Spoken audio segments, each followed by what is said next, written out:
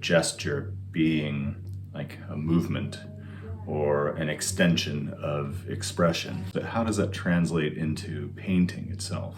So a steady hand is a good idea. I always like to sort of place my finger, especially if there's no paint in an area like this. So when I'm looking at this eye, I want to ask myself, what are the most fundamental aspects of direction and movement that this has, that if we're not present, it just would not be the same? Where the two eyelids come together on one side of the eye and the other. And if you were to draw a straight line across and represent that direction, it's going to look a bit like this.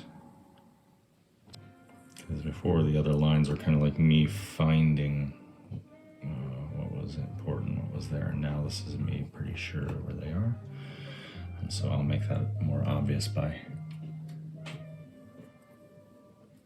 committing to these lines.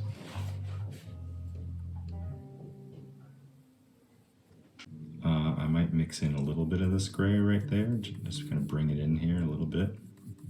So it's like the darkest charcoal black, but not, or sorry, the darkest charcoal gray, but not entirely black.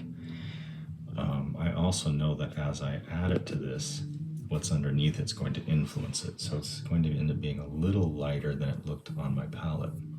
So now I'm going to switch with my darker brush here. And I'm going to kind of rag dry it a little bit so it's not caked with paint, and I'm going to sort of use it as a blending tool for this bit here.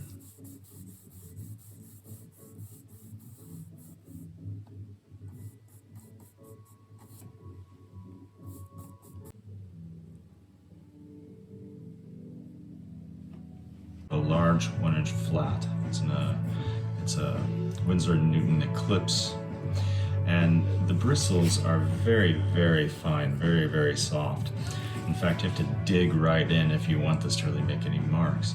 But just going across it featherly, you'll see that this makes a wonderful soft transition right here. And if I can just barely touch that, and I go back and forth right there. And each time I do that, I'll dry the brush a little bit, and I'll kind of come down